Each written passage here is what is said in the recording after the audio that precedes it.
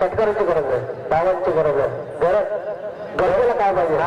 गरजेला काय पाहिजे बघूया. गोलंदाज नरेश कोळी पहिला, अरबाज शेख आरसीटी पेठ संघाचा ज्यांना 11 धावा दिल्या, गोरख वास्कर दुसरा, जिशान शेख तिसरा आणि हा नरेश कोळी चौथा गोलंदाज. चेंडू हवेमध्ये क्षेत्ररक्षक चेंडूच्या खाली येते. फलंदाज सोहेल शेख यांना झेल टिपलाय. मनीष तात्रे मात्र या मॅच मध्ये फलंदाजी करताना पूर्णपणे बॅकफूटवर बाद होतो.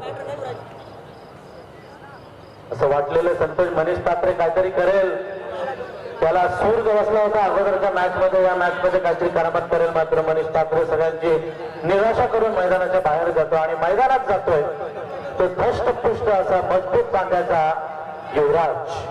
चौकारासाठी 300 रुपयांचा पारितोषिक प्रकाश पाटील आणि युवराज. राजांच्या नंतर कोणतं युवराज? आता मयूर पाटील राजे बाद झाले, मनीष ठाकरे बाद झाले, तो युवराज 2 सामन्यामध्ये काही करू शकला नाही, चमक टाकू शकला नाही. पण या सामन्यामध्ये त्याला चमक दाखवायची संधी आहे, करावंच लागेल. कारण त्याची खासियत आहे षटकार चौकार. शेवटच्या षटकात त्याला उतरवलं जातं, वेळ तशी आलेली असते. मधल्या फळीचा हा फलंदाज 4-5 चेंडू त्याच्या वाट्याला येतात, त्यावेळेला 2-3 षटकार तो मारतोच. मॅक्झिमम 90% असा त्याचा आतापर्यंतचा इतिहास आहे. तो त्याला बघूया ठिके म्हणे असं म्हणतात की इतिहासामध्ये काय झालं, त्याविषयी वर्तमान काळामध्ये काय घडतंय, आता काय करतोय. मागच्या 2 मॅच मध्ये तो अपयशी होता, या मॅच मध्ये काय करतोय.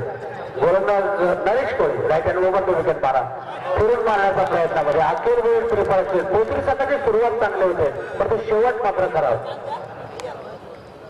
चेंडू बघा, चेंडू किती मस्त टाकलेला. त्याने बघितलं की आज सफल झाला फलंदाज अखिल भोईर ऑफस्टंपच्या बाहेर गेला, भुंजामध्ये सरळ बॉल टाकला तो गोलंदाज नरेश कोळी. धावसंख्या मला तर आहे तिथेच 30 धावा आहेत. या षटकामध्ये एकही धाव दिली नाही त्याने, मात्र बाद केल्याचे मनीष तात्रेला त्याने तंबूमध्ये राहिले. जेलबाद अखिल भोईरला त्रिफळाचित केले आणि या सामन्याची सूत्र आपल्या हातामध्ये घेतले ते नरेश कोळी या गोलंदाजाला. अतिशय सुंदर गोलंदाजीचं प्रदर्शन. असं वाटलेलं की या मॅच मध्ये नुसतं धावाच पाहायला मिळतील, पण तसं काही झालं नाही. उलट गोलंदाजी सरस गोलंदाजी आपल्याला पाहायला मिळाली. नक्कीच, कारण हाणामारीचं षटक आहे, स्लॉग ओव्हर आहे. अशा वेळेस इतकी चतुराई भरी गोलंदाजी करणं म्हणजे गोलंदाजासाठी आणि संघासाठी हिताचं.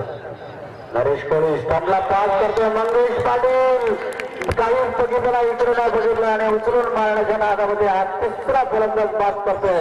तो हॅट्रिक मारतोय तो गोलंदाज नरेश कोळी. जबरदस्त गोलंदाजी या सामन्यामध्ये पूर्णपणे पकड मिळवतोय तो आरसीटी पेठ संघाचा हा गोलंदाज. एका मनीष ठाकरेला झेलबाद केलं, त्यानंतर त्रिफळाचित केलं होते अखिल भोईरला आणि त्यानंतर मंगेश पाटील. मी म्हणालो ठीक आहे माळी की पहिल्या पोत्री संघ जर 7 धावांचा पाठलाग करत असेल, पहिल्या 2 षटकामध्ये 40 धावा जरी झाल्या, पण नंतरच्या जर 2-3 विकेट पडल्या तर त्यांची लाईन लागते बरेच वेळा आणि तशीच परिस्थिती आपल्याला पाहायला मिळते. हो नक्कीच तशीच परिस्थिती आपल्याला या मॅच मध्ये पण पाहायला मिळाली. कुठेतरी सुधारणा होणं गरजेचं होतं. कारण नरेश कोळीना सटीक लाईन आणि लेनची गोलंदाजी केली आणि यांना कमचाक करून ठेवलं. 1-1 रनसाठी पण त्याला झगडावं लागतंय. मला थोडंसं वाईट वाटतं इथे, कारण षटकारांसाठी चौकारांसाठी बक्षिसं लागतंय, परंतु हॅट्रिक मिळाली कोणी 1 रुपया दिला नाही. खेळ चांगला जो करेल त्याला पैसे दिले पाहिजे आणि इथे मात्र नरेश कोळीनं 4थ्या चेंडूवर 1 डाव दिले.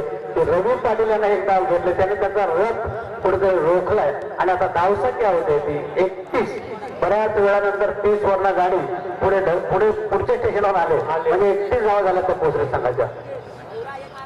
राकेश कारकर यांचं या ठिकाणी स्वागत.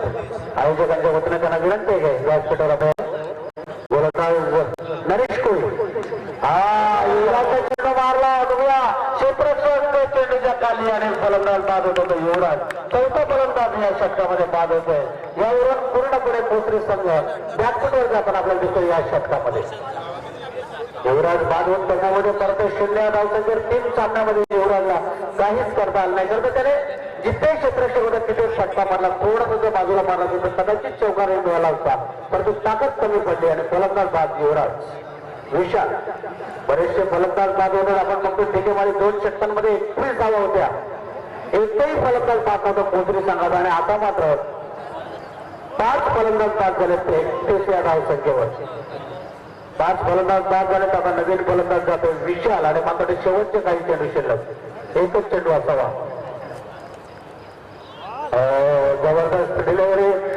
काय होते की काय होते बच्चांचा इशारा 5-6-31 एकच धाव आणि 5 फलंदाज बाद एकच षटकामध्ये खराब अवस्था सुंदर संघाची.